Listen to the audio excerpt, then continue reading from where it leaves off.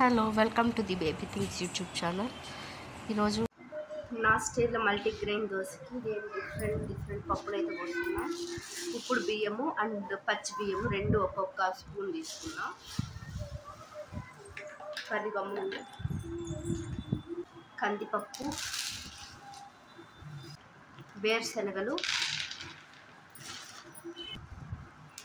శనగలు, బుడ్డ శనగలు అంటారు, మేము బుడ్డ శనగలు అని పిలుస్తాము. అండ్ సబ్బియ్యం అన్నీ ఒక్కొక్క కప్పు వస్తున్నాను.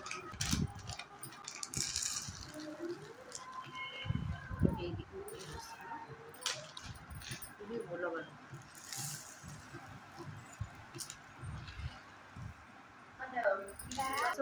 మెంతులు ఎక్కువ వేస్తే చేదు వచ్చేస్తుంది. జస్ట్ ఈ మధ్యలో ఎక్స్పీరియన్స్ చేసా, సో కొన్ని వేస్తున్నాను. చిటికెడు మెంతులు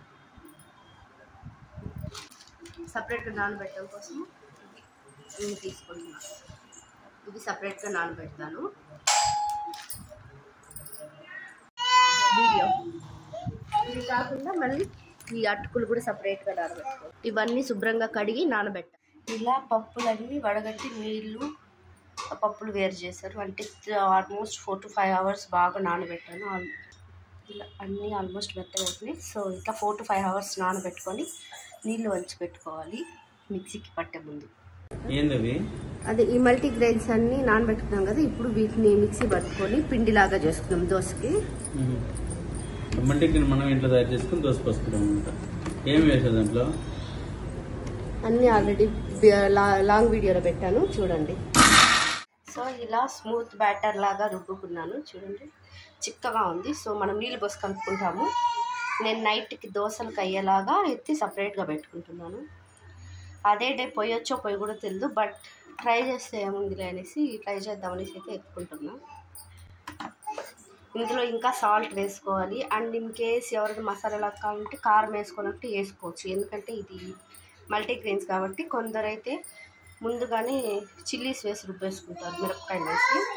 బట్ నేనేం వేయలేదు, ఓన్లీ పప్పులే రుబ్బుకున్నా. మా ముగ్గురికి ఇంత పిండి అయితే ఎత్తుకుంటున్నా. ఇన్కేస్ ఇది కానీ దోశ టేస్ట్ బాగా వస్తే సేమ్ పిండితో ఇడ్లీ పెట్టే ట్రై చేస్తాను. నేను ఆ దోశకి కాంబినేషన్ ఏం చేద్దామని అనుకుంటా. చట్నీ ఎప్పుడు చేసుకునేదే, ఎప్పటి నుంచి ఉసిరికాయ పచ్చడి అలానే ఉంది, అది సేల్ అవ్వట్లా. సో అందుకోసం ఈ చిన్న రిపేర్ చేసి దోశకి కాంబినేషన్ పెట్టబోతున్నా. చూద్దాం. ఫస్ట్ అయితే ఆయిల్ వేసి ఇట్లా వడిని వేసి వేయించాను. తర్వాత కొత్తిమీర, పన్నీర్ చిట్పట్ దూరం ఉండు,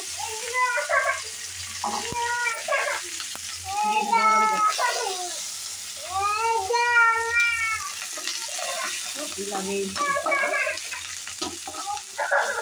ఆయిల్ ఎంత తక్కువ అంత బెటర్ నన్ను అడిగితే.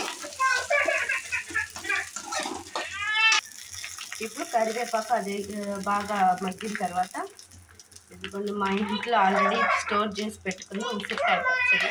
యాక్చువల్లీ రాజమండ్రి నుంచి తెప్పించుకున్నాం. ఇది బాగుంటుంది, but not that much. So ఇది వేస్తున్నాం. ఇది ఇలా ఉసిరి పచ్చడి వేసుకొని కొంచెం లైట్గా వాటర్ కూడా వేసుకోవాలి. లైక్ మనకి చట్నీ లాగా వాటరీగా ఉంటే బాగుంటుంది దోశకి. ఇలా కొద్దిగా వాటర్ కలుపుతున్నా.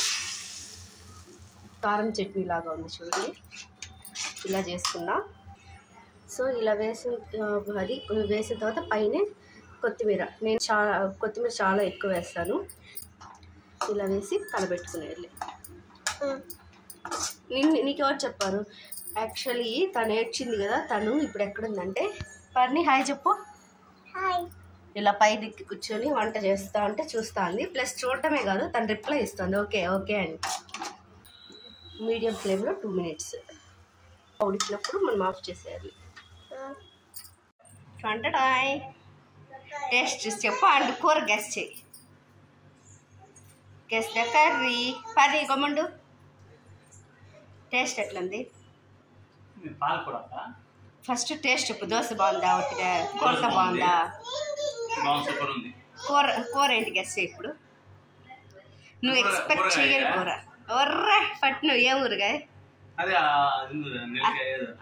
ఉసిరికాయ ఎట్టగా అనిపెట్టినావు ఎక్స్పెక్ట్ చేయిందన్నా చూసింది. ఓకే అదే ఎట్లుందా. Welcome to the baby things YouTube channel.